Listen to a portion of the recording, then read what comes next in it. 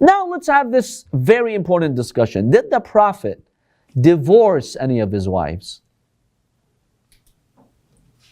Did the Prophet ever divorce any of his wives? Remember we talked about Hafsa previously, and we said there are Sunni sources indicating that the Prophet divorced Hafsa, then he went back to her. But what about other wives? Did the Prophet divorce them? What's going on? And how do we explain that? Now, there is a story of a prophet marrying a woman, and then due to what she said, he asked her to go back to her family, meaning he divorced her, without consummating the marriage. Now the narrations are not clear on who this woman is. We have multiple names mentioned in our hadiths. Now some historians believe it's one woman, this story happened with her, but we got multiple names for her due to confusion of later historians. Some historians believe this happened with multiple women, where the Prophet wanted to marry, that woman would say something disturbing, the Prophet would divorce her before even consummating the marriage. So what are the names that have been mentioned in history books? I'll briefly go through that. So for instance, Al-Hakim al-Naysaburi, Sunni historian and scholar, in his book Al-Mustadrak, volume 4, page 35, he narrates a hadith from Aisha stating that the Prophet married her. Her name was Al-Kilabiyya. So that's one name that we have in the books. Before I mention other names, what's the story? Here's the story. The Prophet did the engagement, meaning the Katb Kitab as they call it, the marriage contract, to marry a woman. This is in Medina. Aisha and Hafsa, they became jealous. What happened? They said, look, the Prophet is marrying women from outside tribes, like foreign tribes. Women not from Mecca. And we're not comfortable with that. Because then they'll take more of his time and, we're just not comfortable with that. So what did they do? Aisha and Hafsa went to that woman whom the Prophet was about to marry. And they told him, do you want to be the Prophet's favorite wife? Look at the scheme they came up with. She said, yes, of course. They're like, we'll teach you. When the Prophet comes to your tent, and now you're getting married, and the Prophet approaches you, sit next to you, look at him and say, A'udhu billahi mink. I seek refuge in Allah from you. Alaykum as-salam. If you say that, the Prophet will love you. She's like, okay. So the Prophet enters the tent, he's going to see his own wife. He's about to embrace her, show her kindness. She said, stop. I need to say something. He said, what? She said, A'udhu billahi mink. I seek refuge in Allah from you. The Prophet said, now that you said that, go back to your family. He leaves with anger showing in his face. He leaves the tent and he basically divorces her. This is the main story. We'll explain how why this happened. So the first name that we have is Al-Kilabiyya, according to this hadith by Aisha. Another hadith by the companion Abi Usayd as-Sa'idi from his father. He says that the Prophet ﷺ married a woman by the name of Asma bint Nu'man al-Jawniyya. She's the one who said the following statement to the Prophet, I seek refuge in Allah from you, and the Prophet let her go. So basically, this is what happened to her. So when the Prophet told her to go, this woman Asma, she would say, call me the shaqiyya, call me the wretched, the miserable one. I'm the one who had the honor of almost being the Prophet's wife, and because of the stupid thing I said, he divorced me. So I am the wretched one. This is in Sunni hadith, by the way. Another name that we have is Asma bint Nu'man al-Kindiyya. Now you have a different tribe that she's being attributed to. Not Al-Kilabiyya, but Al-Kindiyya. And so This has been mentioned in the hadith. Ahmad ibn Hanbal mentions this. Al-Hakim al-Naysaburi mentions this. Another name that we have is Amra bint al-Jawn, that this happened with her. Ibn Hajar, he says no. The correct is that her name was Umayma bint al-Nu'man bint Sharahil. You notice a lot of names here, right? So there's confusion amongst historians who that woman is. We do know it happened to one of the wives of the Prophet, but it's not known who it is. Another name that we have is Fatima bint al-Dahhak. That was the name of the wife of the Prophet, bint al-Dahhak, that this happened with. And she, basically would go and she would pick up the dung of animals and she would say, I am the wretched one, I am the wretched one. By the way, there's another story about the Kindiya. The Prophet married her, and she was the daughter of Abil Jawn al-Kindiya.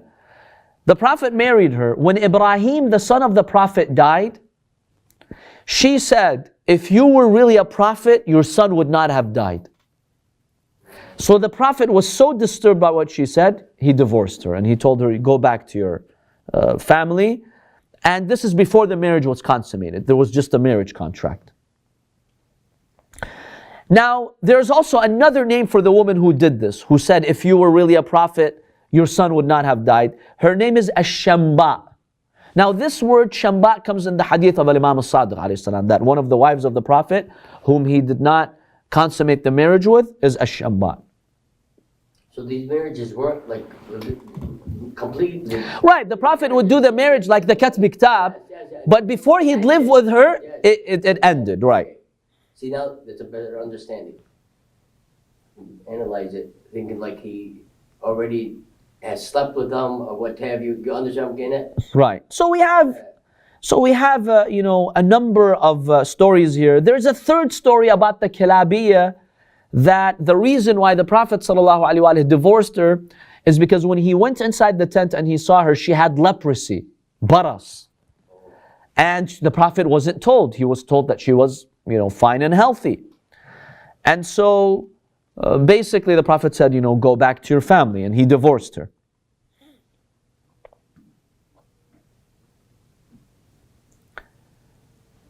There are other reports which I personally feel they are doubtful reports. We'll go back and analyze these hadiths, but some doubtful reports. There's a hadith that the Prophet wanted to marry Qatila bint Qais. Basically, this woman who said, I seek refuge in Allah from you, right? And the Prophet said, go back to your family. So Al-Ash'ath ibn al-Qais, he came to the Prophet. He told him, Ya Rasulullah, it didn't work out with this lady because she said what she said. Marry my sister, Fatila, or Qatila. Qatila bint Qais. She's the sister of Al-Ash'ath ibn Qais. So why don't you marry my sister? So the Prophet said, okay, that's fine. So basically, Al-Ash'ath went to Hadramaut in Yemen to bring his sister. And on his way to Medina, the Prophet passed away. So basically, she did not have the honor of living with the Prophet. She was supposed to come and marry the Prophet, but she died. So he basically took her back to her family. By the way, the family of Al-Ash'ath ibn al-Qais became apostates after the Prophet. They left the religion of Islam and they disbelieved. So, a family who didn't really have much belief. Yes. You mentioned before that when the Prophet would marry somebody, there was always a good reason behind it. I'll get to that. I'll get to that. Another disturbing report is that the Prophet married Malika bint Ka'ab. And she was known to be very, very beautiful. So Aisha became very, very jealous. Now, her father, Ka'ab, had been killed in one of the wars with the Muslims. So Aisha wanted this lady, Malika, to not marry the Prophet. So you know what she told her? She told her, أَمَا تَسْتَحِينَ أَن تَنْكَحِي قَاتِلَ أَبِيكِ? Aren't you ashamed of marrying the one who killed your father? So she said, I seek refuge in Allah from the Prophet, and the Prophet ﷺ divorced her. Now her family came to the Prophet, they told him, Ya Rasulullah, إنها صغيرة وإنها خدعت فارتجعها. She's young and she was deceived by Aisha. She didn't mean it. Take her back. The Prophet said no. I'm telling you just the reports. I have reason to doubt these reports. Then we have the super jealous Layla. Basically, her name is Layla bint al-Khutaym or Khatim. Narrations indicate in our history books that one day the Prophet was standing and the sun is behind him, like he's giving his back to the sun. Suddenly Layla comes and she puts her hand on the chest of the Prophet, on the shoulders of the Prophet, on the back of the Prophet. So the Prophet he realizes a woman is like touching him like that. The Prophet says, how dare you? Who dares to touch me like that? She says, Ya Rasulullah, I am Layla and I'm interested in marrying you. Marry me. The Prophet says, okay, I'll marry you. So she says, okay, let me go and tell my family and let's make this official and we'll come back. The Prophet says, okay, I'll wait. She goes to her family. They tell him, Layla, you are a super jealous lady and the Prophet has other wives and maybe he'll even marry another wife after you. Do you really want to live like that? Because we know you're an overly jealous woman. Can you handle that kind of life? She thinks about it. She's like, nope, I can't handle it. So she comes back to the Prophet. She tells him, Ya Rasulullah, sorry, I know I asked you to marry me, but I realize you have other wives and I'm a very outspoken woman. And basically she told him, I have a bad mouth. So when I get super jealous, I'm going to say bad things. So let's just forget about this. The Prophet said, okay. I'm just summarizing to you the story. Then we have the story, final story, I'll get to the observations now, of the lady who never got sick. So basically the Prophet ﷺ married Amra. Now the marriage wasn't consummated. Now her father is so happy that the Prophet is marrying his daughter. Her father, his name he's the father of Amra. So he came to the Prophet, he told him, Ya Rasulullah, let me tell you something special about my daughter. Never in her life she got sick. Like you're marrying a girl who's in such perfect health, never in her life she got sick. So the Prophet ﷺ said, no. The person who never gets sick in his life, there's no goodness in that person. There's no goodness in that person. Take her back. I've divorced her. So you see there are some reports here, disturbing reports. Let's talk about the first one and then these. That lady that Aisha fooled, and she said to the Prophet, I seek refuge in Allah from you. How do we justify why the Prophet divorced her and told her go back to your family? Knowing that Aisha was behind the plot, right?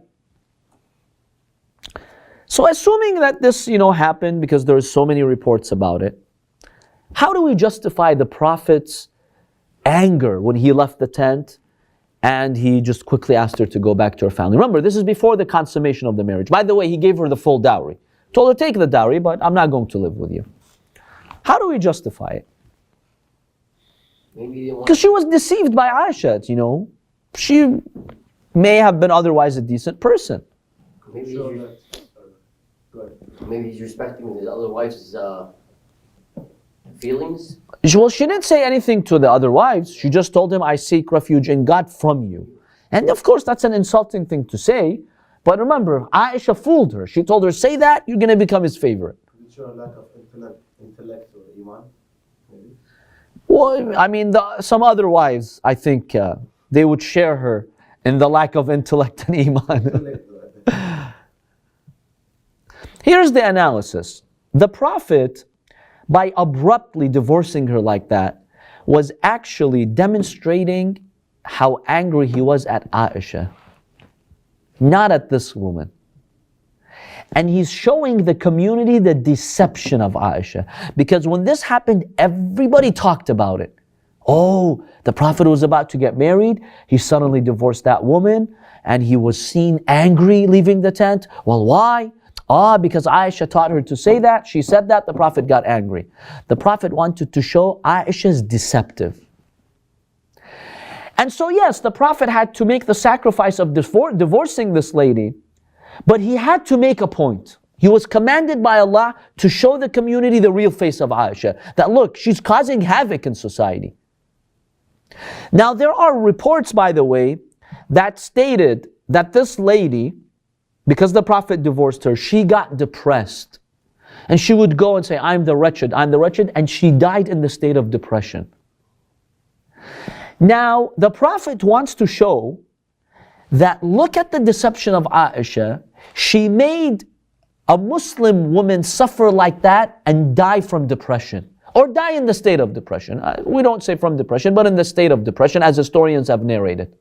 So the Prophet is saying, look, these tactics that Aisha would do had significant consequences. They ruined people's lives. Beware. That's not a woman you want to follow after me. So this is one analysis, that the Prophet does sometimes something abrupt. Yeah, that lady became the victim, sure. But there was a higher purpose here. The Prophet needed to make a point that Aisha's causing trouble. Yes. Wouldn't the point have been clearer if he just divorced Aisha? Well, there's a reason why he didn't divorce Aisha. Remember, the ties with her family and tribe. Number two, to test the ummah. So there was an element of, testing the ummah. Right. So there's a reason why the Prophet did not divorce Aisha. Remember, the plan of Allah to test the ummah was, to have Abu Bakr come after the Prophet. Yes, Allah subhanahu wa ta'ala knew that he would come, but he gave Muslims that option, to choose their fate.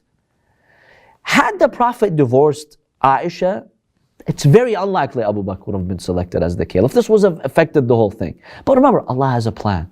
He wants to try us. So He puts these elements of trial in our test. Yes? So, I've noticed, I'm not knowledgeable to back this up, but that's why I'm asking the opportunity to ask you. I know, like Sunnis, you've heard of Nu'man Ali Khan, right? Nu'man Ali Khan, yes. He gave a tafsir of a surah in the Quran where he says that Allah subhanahu wa ta'ala protects Aisha's reputation. And that's Allah. We examined that. That this verse was about Maria, not Aisha. Okay. Yeah, we examined that in detail in 2 classes ago. Okay. When we spoke about so it was not God defending Aisha's reputation, it was God defending Maria's reputation according to the analysis that we presented. Okay, because it just seems like especially when Aisha, Umar, we're able to have that evidence, but when it comes to Aisha, it seems like, with all due respect to our brothers in Ahlul Sunnah, they have so much ground and basis to defending Aisha and her status. I don't know how to get around that. Yeah, so we have to examine each one of them and see if there's merit to it. A lot of the hadiths cited are from her, or they're not solid hadiths, or they've attributed virtues to her that were for other wives of the Prophet. This Aisha was related to Abu Bakr? daughter of Abu Bakr, yeah. Okay. Yeah, she's the daughter of Abu Bakr. So the justification is for the Prophet to show the deception. The second justification why the Prophet divorced her, now that she said what she said, and it became public, because remember, Aisha had told her what to say, so it was known that she's going to say that to the Prophet. The Prophet didn't want to be seen desperate in marrying her. See, he has a noble goal. He's not marrying out of personal desire. So there's going to be talk about this incident, her saying that to the Prophet. It was no longer appropriate for the Prophet to pursue this marriage anymore. Even if it wasn't her fault, and the wives of the Prophet fooled her, Aisha and Hafsa fooled her into saying that. But because she said it, it was no longer appropriate for the Prophet to pursue that marriage. Because had he pursued it, he would have been accused, oh, he's desperate. Look, she's telling him, I seek refuge in God from you, yet he still wants her. You don't want that image for the Prophet. It's just inappropriate. Because the Prophet had noble reasons behind these marriages. So when something like that gets in the way, it ruins that noble objective in the eyes of the people. So you just have to drop the project, drop the case, as they say. So the Prophet, the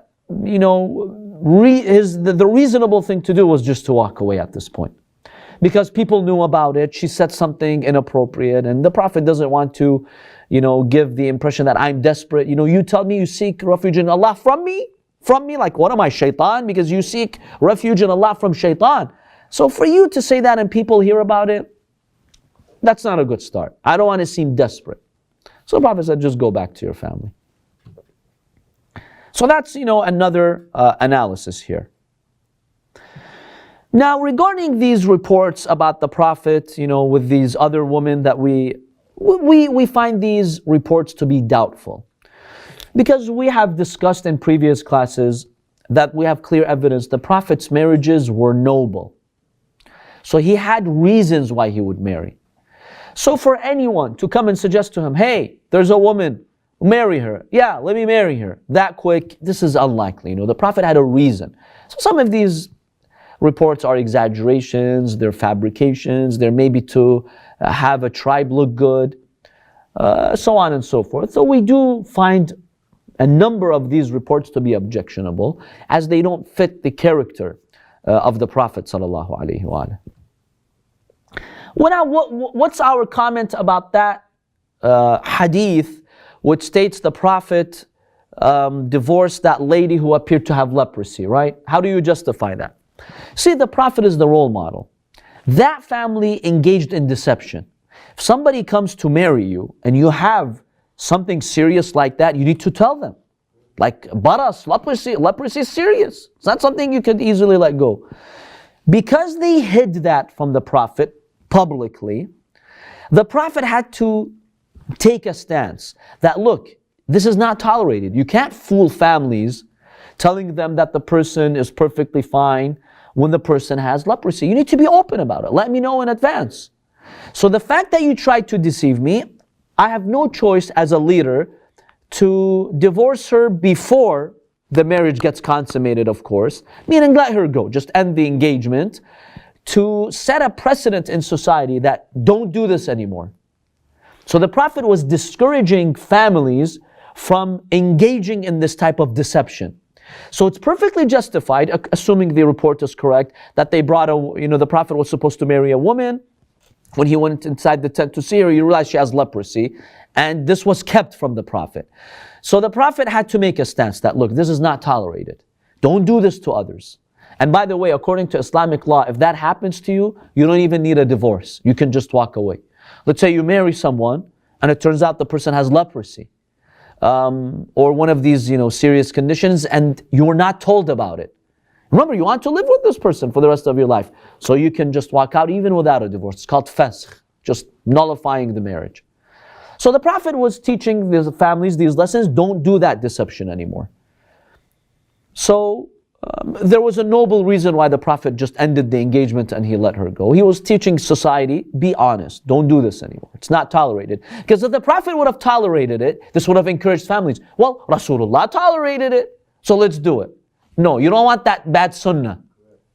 If there is deception, it needs to stop. By the way, in deception, at-tadlisu fi nikah, scholars have a full chapter. What warrants deception, right? Let's say you marry a woman and it turns out she's bald and she was wearing a wig. Does that warrant, separation if you wanted to separate and not marry her? So scholars have a discussion on that, yeah. Who are not, society does not accept that. You're living with this person. If she's bald, she has no hair, she needs to tell you, look, I'm bald. But for her to surprise you after the marriage, remember, we're talking about surprising you after marriage, of course, not before. If you know, you know. The idea is you did not know. Now you're going to live with this person for the rest of your life and she's bald. Well, not any man will accept that. So don't engage in deception like that. Deception, that applies to the men as well, right? Exactly, it applies to both sides, of course. Deception applies to both sides, definitely. So these are some justifications. Now a summary, I'll read a hadith from Imam Sadiq alayhi salam that summarizes the names of the wives of the Prophet. He says the Prophet sallallahu alaihi wasallam married 15 wives, and 13 of them the marriage was consummated. 2 without consummation, the Prophet sallallahu alaihi wasallam just ended the engagement. As for those 2, which the Prophet ended their engagement, the Imam says their name was Amra and As-Sana or Ash-Shamba, as we have mentioned her. As for the 13 that the Prophet married and consummated his marriage with, they were Khadija bint Khuwaylid, Sauda bint Zam'a, Salama, Aisha, Hafsa, Zainab bint Khuzayma, Zainab bint Jahsh, Habiba, Maymuna bint al-Harith, Zainab bint Umays, Juwayriya bint al-Harith, Safiya bint Huyay, and also you have Maria and Rayhana al-Khandaqiyya. Or Khandafiyya here, according to this hadith. In any case, this hadith from Imam Sadiq alayhi salam states the Prophet sallallahu alaihi wasallam basically lived with 13 wives. And when he passed away, 9 wives, survived him. A few had died before that. Now, one final point before we conclude about the fate and the status of the Prophet's wives. We have a hadith, Safinat al-Bahar mentions this, Al-Manaqib by Shahr Ashub. It's a Shia hadith, Sunnis don't recognize this. The Quran gives the status to the wives of the Prophet that they are the mothers of the believers, right? Ummahatul mu'mineen, al-mu'mineen, wa azwajuhu ummahatuhum. There is a hadith that the Prophet sallallahu alaihi wa basically put the status and the fate of his wives after him in the hands of Imam Ali. He told him, "O Ali, any of my wives that disobeys me and she comes out to fight you, then remove her from the status of being al-Mu'mineen. And basically I authorize you to divorce her from me." Remember, we're not technically divorcing her because the Prophet passed away, but symbolically divorcing her from the status. That she is no longer the mother of believers due to her disobedience of Allah's book, where Allah says, stay in your homes, and coming to fight you, you're the Imam of the time. So any of the wives who do that, the Prophet told Imam Ali, I commission you and give you the authority to remove her from that status. So we do actually have a hadith about this. And of course, Sunnis don't recognize the validity of this hadith because it's in Shia sources. But, a number of our scholars do believe that Imam Ali did that with a number of the Prophet's wives. He had the authority basically to sever their tie with the Prophet. And so they lost that status of being Ummahat al-Mu'mineen.